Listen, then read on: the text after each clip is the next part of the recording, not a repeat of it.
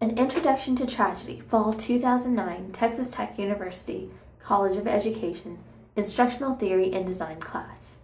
I'm your host, Sopna Thomas. The purpose of this podcast is to introduce the elements of a tragedy. I will focus on Aristotle's theory of tragedy and its terms.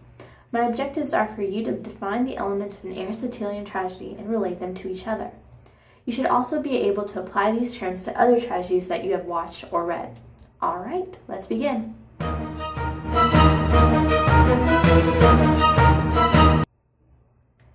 Now, as we know, there are two basic types of plays, a comedy and a tragedy. Both are designed to entertain, but they do it in different ways. Comedies are funny and have happy endings. The hero gets the girl and the slime balls get punished.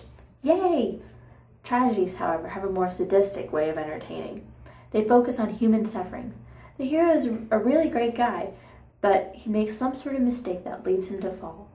It's his fall and the tragedy of that fall that leaves the audience satisfied. And as you probably know by now, many good tragedies end with a death or many deaths. It's a bit sick, but hopefully by the end of this unit you can begin to see the beauty of tragedy. There are lots of theories about the tragic form. Plato's got one, Aristotle's got one, Nietzsche, Freud, Lacan, and on and on and on. Different eras have different takes on tragic form too. There's Greek tragedy, Renaissance tragedy, neoclassical tragedy, and everything in between.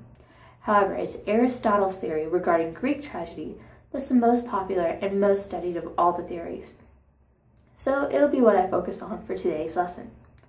Let's quickly review Aristotle in case you don't remember him from your sophomore world history class. He lived in ancient Greece from 384 BC to 322 BC. He's one of the top 3 most studied ancient Greek philosophers. The other 2 are Plato, who was his teacher, and Socrates, who was Plato's teacher. He philosophized about a wide range of things, including physics, biology, ethics, and plays. You might remember one of his most famous ideas, the golden mean. This is all about not having too much or too little of certain qualities, and basically having a balance in life. You'll see this even in his analysis of tragedy. He analyzes tragedy in his book, Poetics. His definition of a good tragedy can be broken down into 3 basic elements. A noble hero who has a reversal of fortune, which evokes pity and fear from the audience. Let's look at each of these elements in detail. The first element of Aristotle's tragedy is a special kind of hero called a tragic hero. Aristotle's tragic heroes have a few basic characteristics. They can be men or women. They are typically noble, meaning they are born of high rank, virtuous, or larger than life in some way. What makes our hero a tragic hero is the fact that he makes some sort of mistake, or what Greeks called hamartia. That leads to a fall from grace. Many times, especially in Greek tragedy, this hamartia is a result of pride or hubris. Often, a hero's hamartia is referred to as his tragic flaw. However, scholars don't like this term for 2 main reasons. 1, hamartia doesn't mean flaw, it means mistake, literally. And 2, not all hamartias are the result of a moral flaw in the character. For example, the hero might commit his hamartia because he is rigidly bound to his moral code. In itself, this is a noble and admirable quality, so he shouldn't say it's a flaw. So, since hamartia means mistake, just think of it as that, a mistake. The next element of the tragic play is the reversal of fortune, what the Greeks called peripeteia. This means that at some point in the play, things turn from good to bad. This reversal of fortune happens as a result of our hero's hamartia. So, our noble hero makes some sort of mistake or miscalculation that leads to his fall from greatness and possibly the ill fate of others. You can see the turn of fortune when you look at the whole play. Basically, it starts off great. Let's say our heroine's a princess. She's engaged to a handsome guy who's going to be king. The kingdom loves her, everything's dandy. Then she makes some mistake, like going against the king's new law because she thinks it's stupid, and ends up getting sentenced to starve to death in a cave. Her fiancé kills himself from heartache, and his mom kills herself out of heartache. See how things just turn from good to bad? Sometimes peripeteia is associated with the hero discovering something about himself or someone else. This discovery is called anagnoresis. For example, our hero may have started the play with a great family only to discover later in the play that his wife is his mother and his kids are his half-siblings. The characters then commit suicide or mutilate and dethrone themselves because they are so grossed out. The anagnoresis of his incest leads to the peripeteia of everyone dying and losing their noble status. The last Aristotelian element of the tragedy regards the audience. After seeing all these horrible things happen to our noble hero, the audience should feel pity and fear for him. The audience should feel sad. This feeling of sadness should also bring about a purging of the audience members' own emotions and leave the audience feeling renewed. It's almost like watching a sad movie just because you need to cry. Aristotle calls this feeling of purging and renewal catharsis. He states that all too often people in the real world experience too much or too little pity and fear, like being depressed, anxious, or just apathetic. When we watch a tragedy, though, we use these emotions in proper levels, and this all ties us back to Aristotle's golden mean and the value of tragedy. Whereas in real life we may have too much or too little of these emotions, tragedy brings us back to that golden mean, that balance in life, where we feel healthy amounts of these emotions. Ta-da!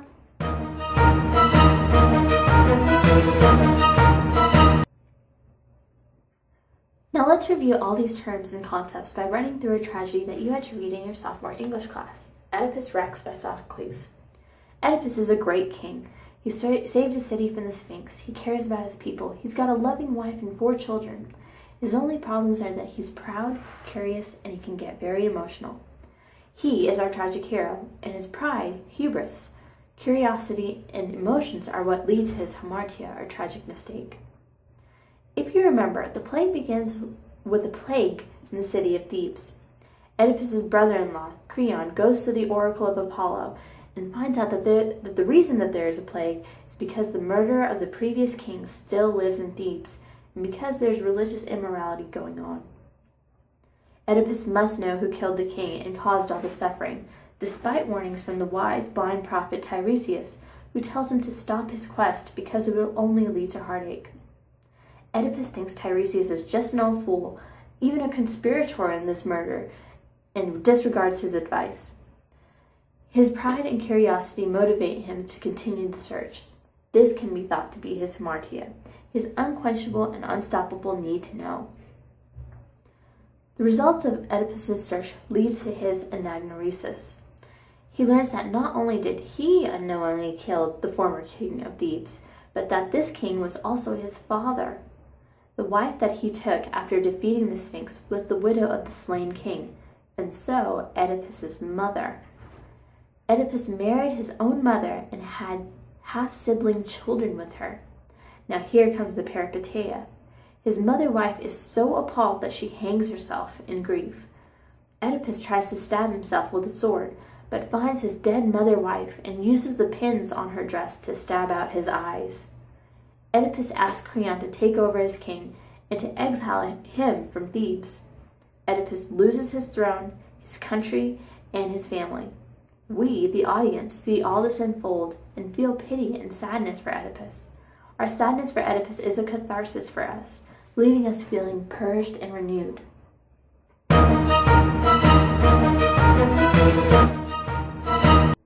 Okay, think you've got Aristotle's tragedy terms down? Let's run through them one more time. The tragic hero. He's noble but does something to lead to his own downfall. Hamartia. The hero's mistake or miscalculation that leads to his fall. Anagnoresis. The hero's revelation or realization about his own true nature or the nature of someone else. This doesn't always happen in a tragedy. Peripeteia. The reversal of fortune from good to bad. This results from the hero's hamartia, and sometimes is associated with anagnoresis. Catharsis. The feeling of purging and renewal that the audience gets from seeing such a sad story. Got it? Good. Now I'll hand out a worksheet that looks like this.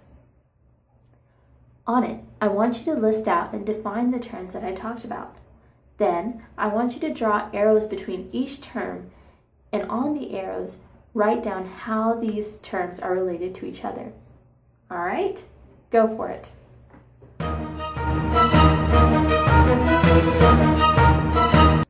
An An Introduction to Tragedy, Fall 2009, Texas Tech University, College of Education, Instructional Theory and Design class.